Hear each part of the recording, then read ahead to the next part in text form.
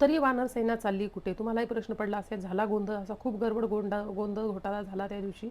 आम्ही चाललो होतो महालक्ष्मीचं दर्शन घ्यायला, ठरवून गेलो होतो का बिकॉज ऑफ त्या दिवशी महालक्ष्मीला सोन्याची साडी परिधान करण्यात आलेली होती. तीच बघायला आम्ही जात होतो सारसबागेला. तर झालं असं की ती साडी फक्त वर्षातून दोनदाच घालतात महालक्ष्मीला. एक तर महालक्ष्मी पूजन दिवाळी आणि दुसरं तर दसरा. पण आता इथे आम्ही आलो आणि एवढी गर्दी की विचारायची सोय नाही. ह्या साईडला होतं रावण आणि ह्या साईडला आपले राम येत होते, श्रीराम. सो हे श्रीरामाचं दर्शन तुम्ही बघताय. मला ग्लूब्स आले होते, खूप अंगावर काटा वगैरे येत होता, कारण इतकी छान एंट्री त्यांनी केली होती. फायर क्रॅक्स हे इतके छान लावलेले होते आणि एवढे जण फोटो काढायला म्हणजे त्यात हे होत होते की बाकीच्यांना जे खालचे आहेत ना त्यांना काहीच दिसत नव्हतं. मग ते कॅमेरा वर करून बघण्याशिवाय पर्यायच नव्हता. आम्ही हे तसंच बघत होतो. ही सगळी वानरसेना रामाच्या पुढे निघालेली होती. मुलं होती, पण एवढं छान वाटत होतं, असं वाटत होतं प्रत्यक्षात राम तिथे आलेले आहेत. हे असे राम पलीकडे जाताना दिसत आहेत आणि इकडे महालक्ष्मीचं बॅक साईडला तुम्ही मंदिर बघत आहात.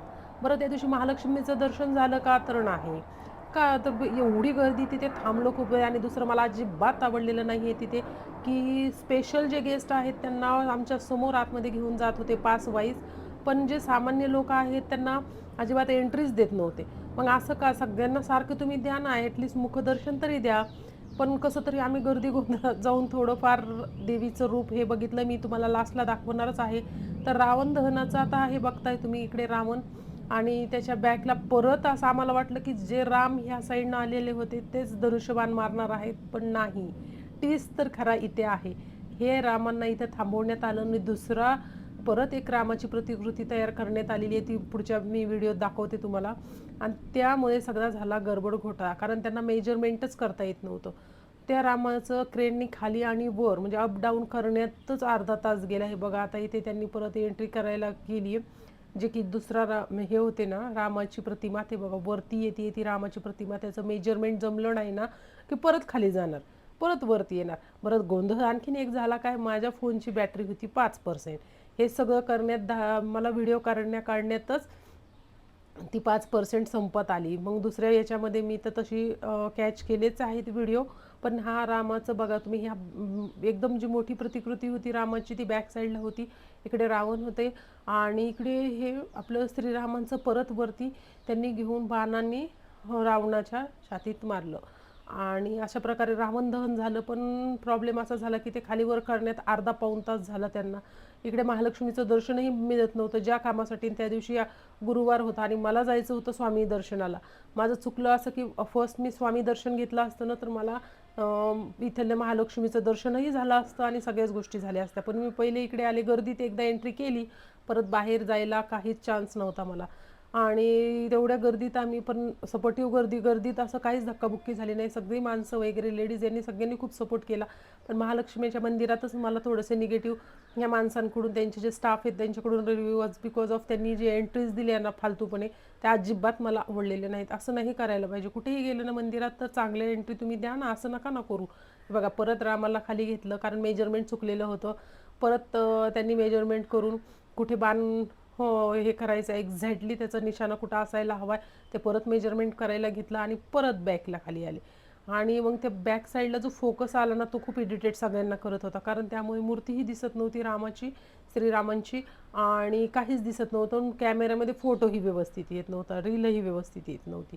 त्यामुळे सगळेच जण वैतागलेले होते, खूप जण. कारण अर्धा तास ह्यात तर गेलाच होता. ती गर्दी सगळी स्टक करण्यात आलेली होती मेन रोड, मेन चौकामध्ये. तर ह्या सगळ्या गोष्टी होत होत्या आणि त्यासाठी आम्हीही खूप म्हणजे धावपळ, गडबड गोंधळ झालेला होता. हे एवढा गडबड गोंधळात 2-3 गोष्टी झाल्यामुळे मीही इरिटेट झाले होते.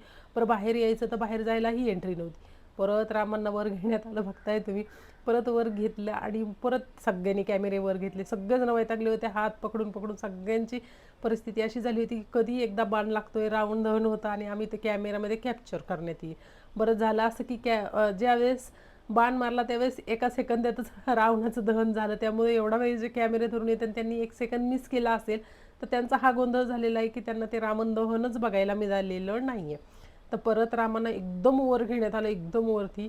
मग तिथून मेजरमेंट केलं. मेजरमेंट केल्यानंतर त्यांना परत तिथे म्हणजे खालून जो स्मोक सोडत होते ते स्मोक वगैरे फिलिंग आणण्यासाठी मोठे मोठ्याने गर्जना वगैरे चालू होत्या. ह्या सगळ्या गोष्टी चालू होत्या बघा. सगळेजण फनी वगैरे हसत होते, कारण किती वेळ कॅमेरावर पकडायचा, किती वेळ खाली पकडायचा, ह्याच गोष्टी चाललेल्या होत्या. ऑलमोस्ट लास्टला रावणाला मी झूम केलं. माझ्या फोनमध्ये हे सगळे व्हिडिओ मी काढलेले होते. झूम करून एकदा प्रॉपर बघितलं की कसं काय यांचं प्रोसेस आहे. ह्या झूम केल्यानंतर मला सगळ्या गोष्टी समजल्या की त्यांचं मेजरमेंट चुकत आहे. मग बऱ्याच जणांना हे समजलं की मेजरमेंट चुकते, त्यामुळे ते रामांची प्रतिमा खालीवर खालीवर मूर्ती घेता आहात म्हणून. मग ह्या अशा प्रकारे सगळं रावण दहनाचा कार्यक्रम झालेला आहे. पण खरंच असे जर आपण सांस्कृतिक ह्या गोष्टी जर बघितल्या ना, आपल्याला माहितीही होती की कुठल्या गोष्टी कशासाठी, आपल्याही मुलांना ह्या गोष्टीचं नॉलेज होतं. तर खरंच तुम्ही अशा गोष्टीला मुलांना ना खरंच दाखवत जा. हे रामाचं मी पहिल्या वेळेस जे तुम्हाला फायर क्रॅकचं सांगत होते ना, ते हे फायर क्रॅकचं आहे. ह्यामध्ये फायर क्रॅक्स खूप जवळजवळ 3 वेळेस झालेले होते. आणि हे फायर क्रॅक्समुळे खूप छान आणि चांगलं पण वाटत होतं की म्हणजे अशा प्रकारे आपण नवीन काहीतरी बघतो. हेच रामाची जी प्रतिमा होती एकदम एकदम अशी इतकी ॲट्रॅक्टिव्ह होती असं, आणि पूर्ण 5 ते 7 फूट उंची रामाची पूर्ण मूर्ती होती. इतकं सुंदर दिसत होतं ना, असं वाटत होतं की खरंच रिअलमध्ये रामा तिथं आलेले आहेत. वरचं डेकोरेशनही तुम्ही बघताय खूप सुंदर, आणि गर्दी तर अफाट होती. गर्दी सगळीकडे, गर्दी गोंधळ. माझा कॅमेरा चुकून ह्या साईडला गेलेला होता, सॉरी.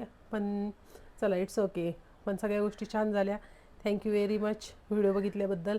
आणि ती सबस्क्राईब नक्कीच करा, लाईक करा. असे नवीन नवीन पुण्यातले व्हिडिओ बघायचे असतील तर. थँक्यू.